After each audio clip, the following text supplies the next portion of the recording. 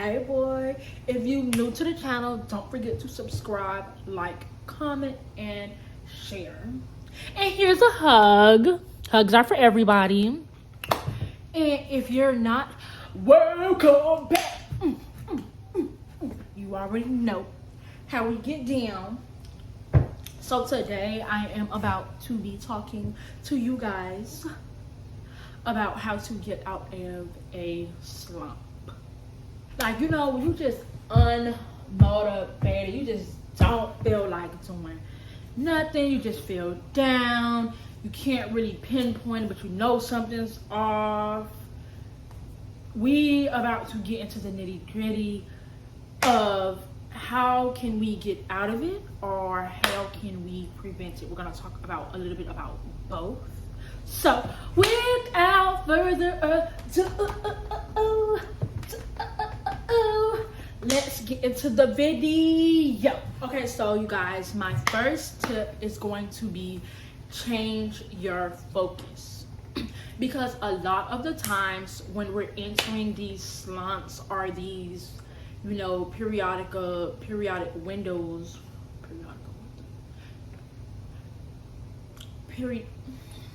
a lot of times when we're entering these states, it has to do with where our mind is. And a lot of the time, the questions you're asking yourself may look something like along the lines of why is this happening to me? Why is just always at the beginning? Like, why? No. You have to shift your focus. Y'all know I got my phone right here because y'all know this memory, we're working on it. And you always asking why, so on and so forth. So what I want you guys to do is every time you ask yourself why, drop down and give yourself 10 push-ups. We're not asking ourselves why. We're not doing any of that. It is no good for your health. No, mate, no. So that's the first tip, which is to change our focus. You know, where your mind goes, energy flows.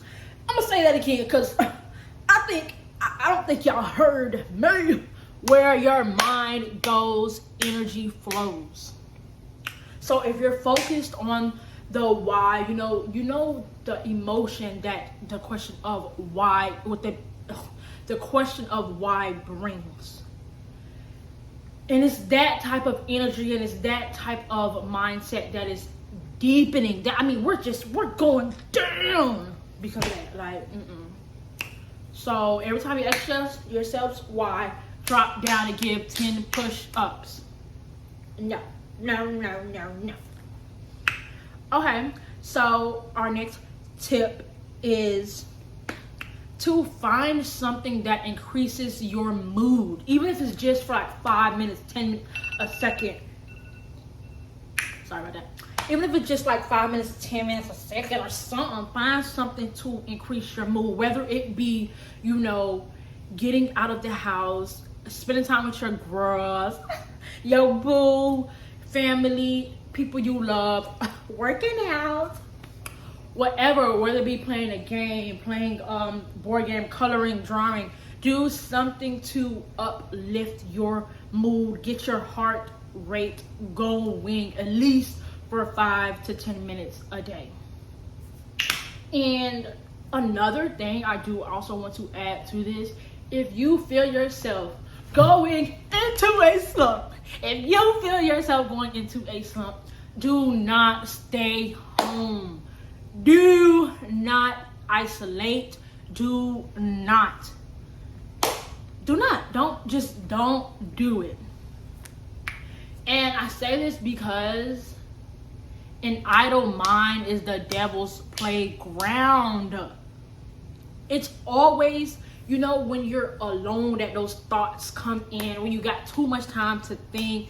Stimulate your brain, do something, get that heart rate pumping. The way I just forgot what I was gonna say. Okay, so that is number 2, is to find something to increase your mood, even just a little bit. and to not isolate. Spend time with people you know that love and care for you, people who make you laugh, people who can bring your mood. And be patient. Remember, it's not gonna happen in a day. It's the consistency of doing something that uplifts your mood every single day, even if it's just as long as for 5 to 10 minutes, that would eventually lead to your mood being uplifted. Okay, and the next one is one of my favorites, is journaling. Writing out all your pressures, if you have any, or just emptying out the container in your mind, getting all of those negative thoughts out of your head and getting it down onto paper so that you can have a visualization of what's going on. So we're gonna write out all our pressures or whatever, like negative thoughts, anything. We're gonna write it out. Yes. Get your notebook. Paper, anything. We're gonna write it out. I got my crayons because I like my, not my crayons, my markers, because I like my stuff to look pretty. I like it to be color coded. That kind of helps me. So writing out your pressures. And then while we're writing out, I cannot multitask, I told you that. But while we're writing out these pressures, as you're writing down, I want you to think about which of these pressures or which of these factors that are contributing to your stress or any part of a situation, anything that contributes to that thought, anything, what part of that can you control? And I want you to split it off between what we can control and what we cannot control. So let me go ahead and do it. Let me do it. We're gonna do it together.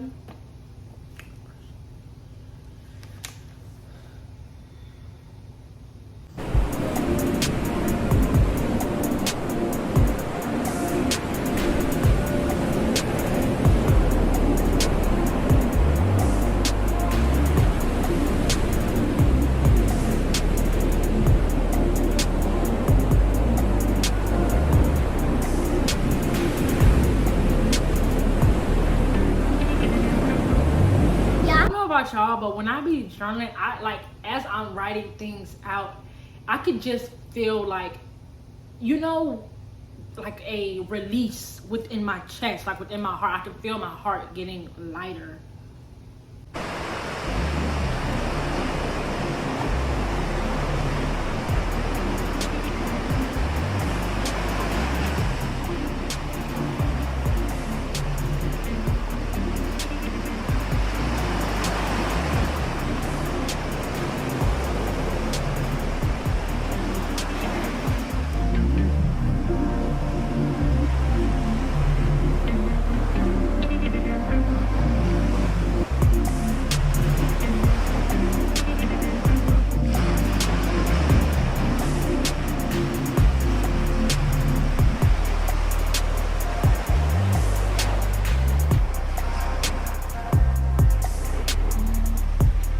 Okay, so I am done with my list. Now that we're done, I hope that you're done too. If not, you know what?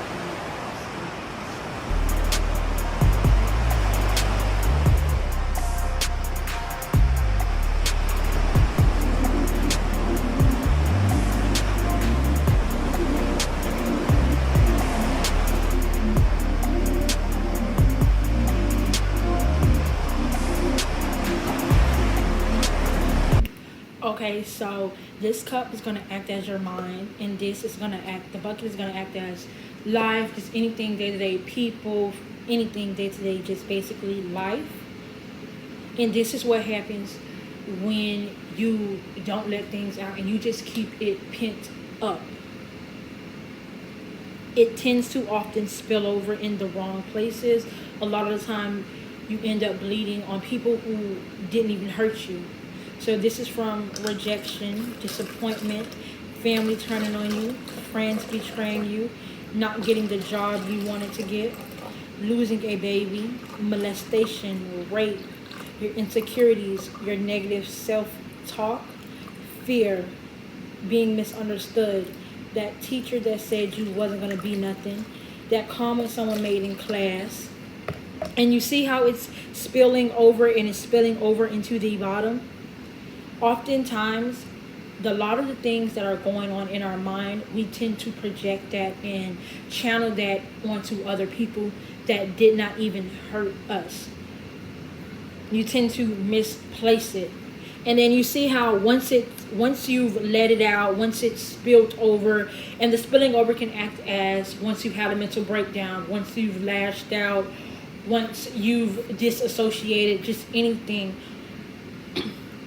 it comes right back to the rim. You see that little, it's touching the surface. It comes right back to the rim, and it's ready to explode and blow up again at any moment.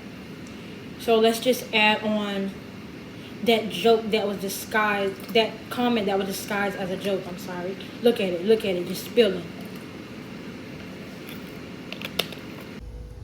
Okay. So now that the list is complete, if it's not, you can pause the video.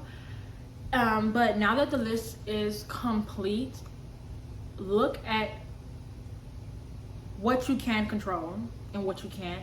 The ones that we can't, we're gonna forget about that. We're not gonna even give that our energy, because it serves us no purpose in giving it our energy, because we can't control the outcome no matter what. We do. And the last thing we need to do is stress about something we cannot control. It's just no.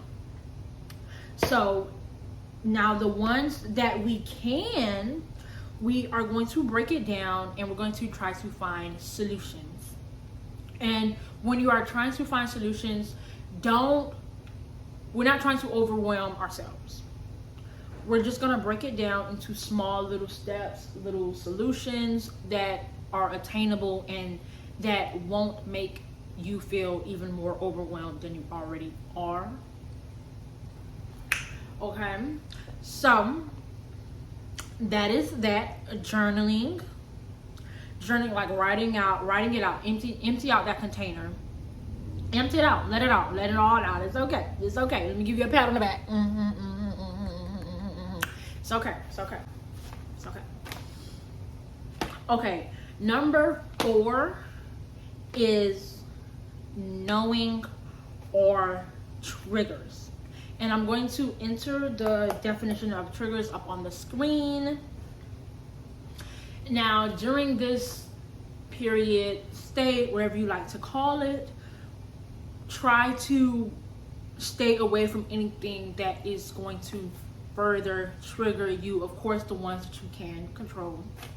Try to stay away from things that are going to trigger you and get you all worked up and take you away from this mindset that we're trying to achieve. We're trying to get out. We're not trying to stay in.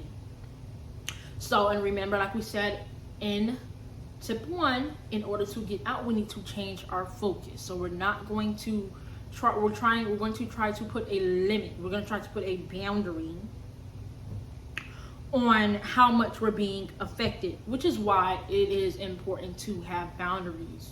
And if you guys want a video on boundaries, I would be glad to do so. Anything that is going to further stress us. So stop replaying that song that reminds you of that memory, that certain memory. Stop replaying the situation. It's not serving us any good in the now.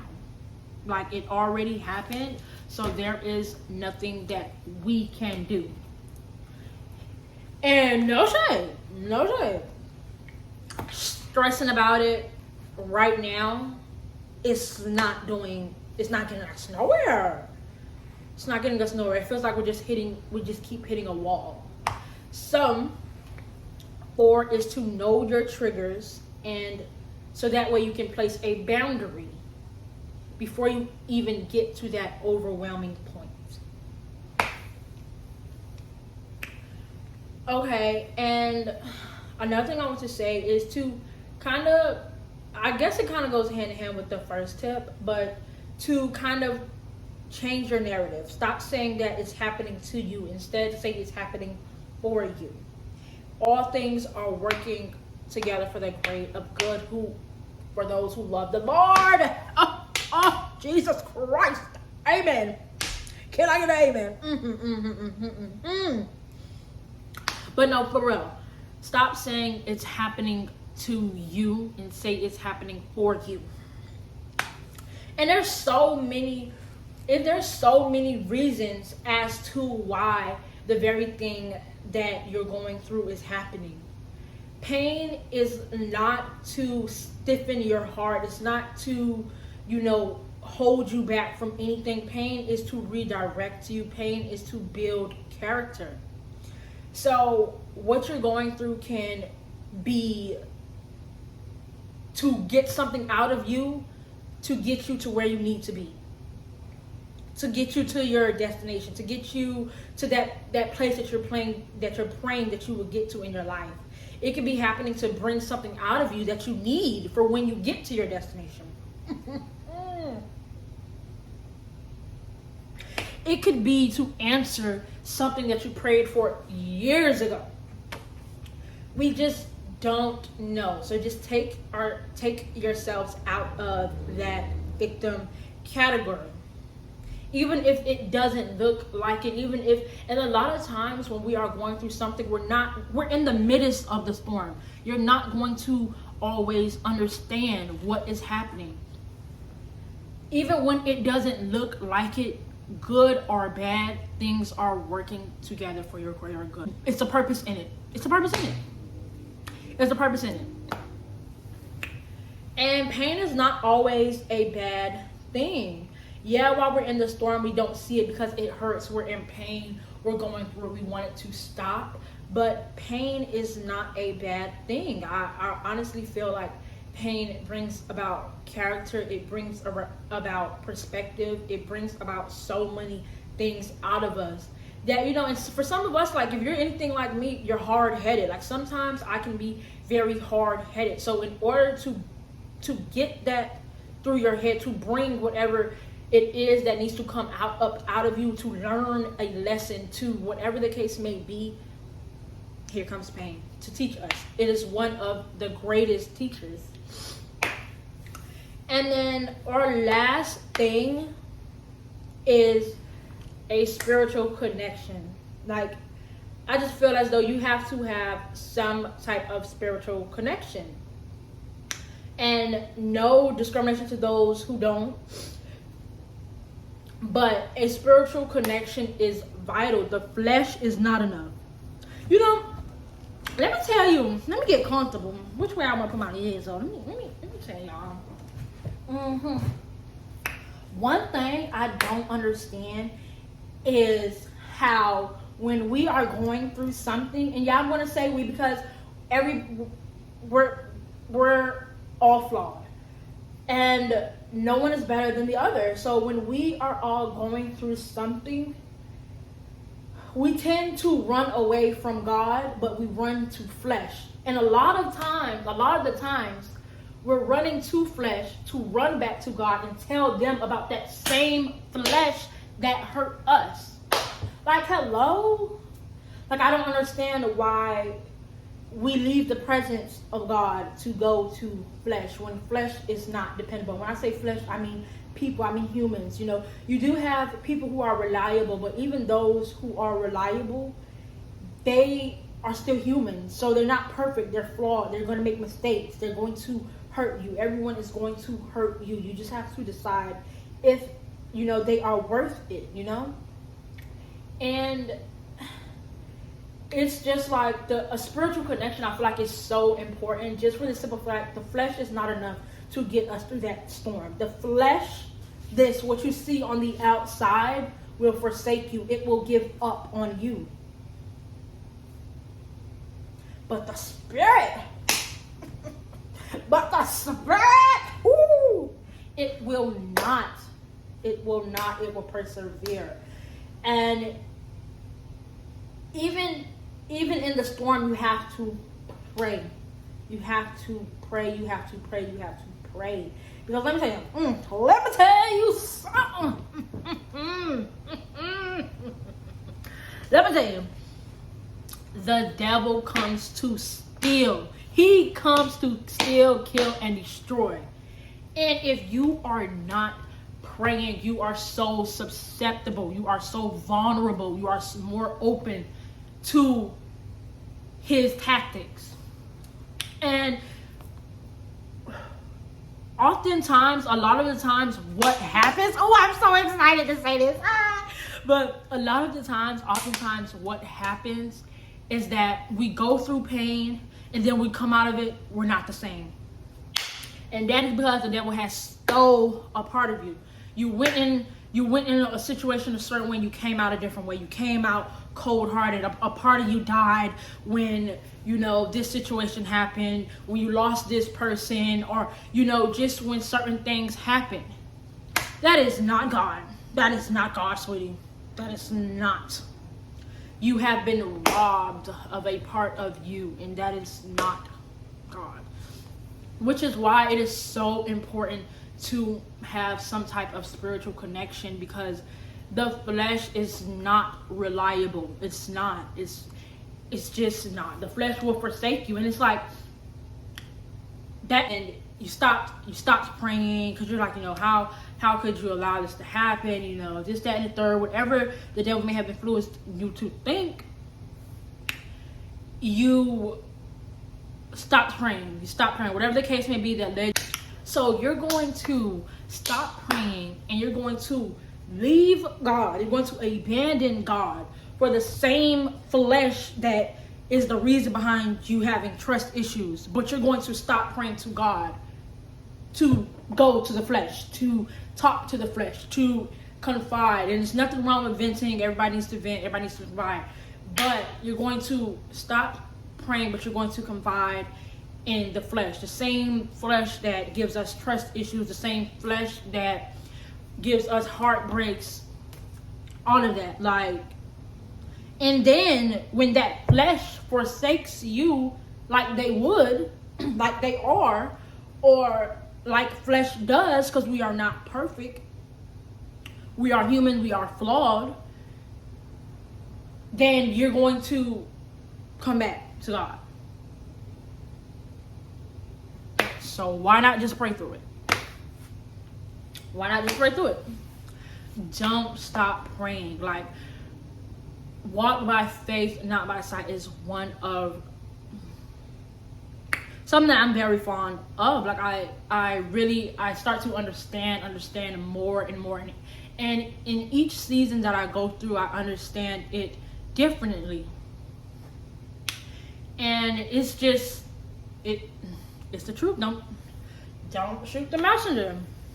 Don't shoot the messenger. So let me go over the tips again. So 1, change our focus. 2, find something that increases our mood, even just a little bit. And 3 is journaling. Deciphering what you can control, what you can't control. What you can't control, push that to the side. Don't even give it none of your energy. Don't even pay attention. Forget about it. And 4 is knowing our triggers and placing a boundary on it. And then the last one was to change not the last one, I'm sorry, but the next one was to change our narrative. And then the last one is to have a spiritual connection. Can I get it? Amen in this thing. But nonetheless, keep pushing, keep going, keep trying. Give yourself grace. And you're always going to hear me say that. Give yourself grace, because it's so important. Don't be so hard on yourself. Stop beating yourself up. Whatever you're doing to negatively impact you, stop doing it. Stop doing it. And share this video with somebody who you think needs it and who you think it will help. And don't forget that you are loved. I love you. Have a good rest of the day. And know that it will get better. The storm will get better. It will subside. It will wash away, and you will move into calmer waters. But you cannot move into calmer waters if this up here, the thing between our two ears, is not right. You have to keep your mind. You have to have control of your mind. You have to have control over your thoughts. And trust me, baby, I know it's so hard, but it gets much easier when you stop becoming a victim, and it just gets easier once you stop becoming a victim. And it's so important that when we are in this state, that we watch our thoughts. You know, every thought that comes to mind, you don't have to think on it. You don't have to give it your energy. Every thought that pops up in your head does not need your energy. You do not have to begin the thinking process on that thought. Don't let that go over your head. Rewind it, 30 seconds that thing back if you need to. And it's just so important that we are mindful of our mind. We are mindful of our mind, because our mind can be our worst enemy, especially in while you're in a slump or in any type of situation. It could be your worst enemy. So I just want to say, be mindful of your mind. Someone out there loves you. I do. I do. And keep going, keep going. Just keep swimming, just keep swimming, just keep swimming, just keep swimming, just keep swimming, just keep swimming, just keep swimming, just keep swimming, just keep swimming, just keep swimming, just keep swimming. Okay. But that's it for our little chat, our little sit down, our little one-on-one time. That is it. And I want to say farewell, farewell. I'm gonna miss you. And until next time, we will gather up together, gather up together. We'll gather up. We'll gather up. Okay, but for real. Later, babies.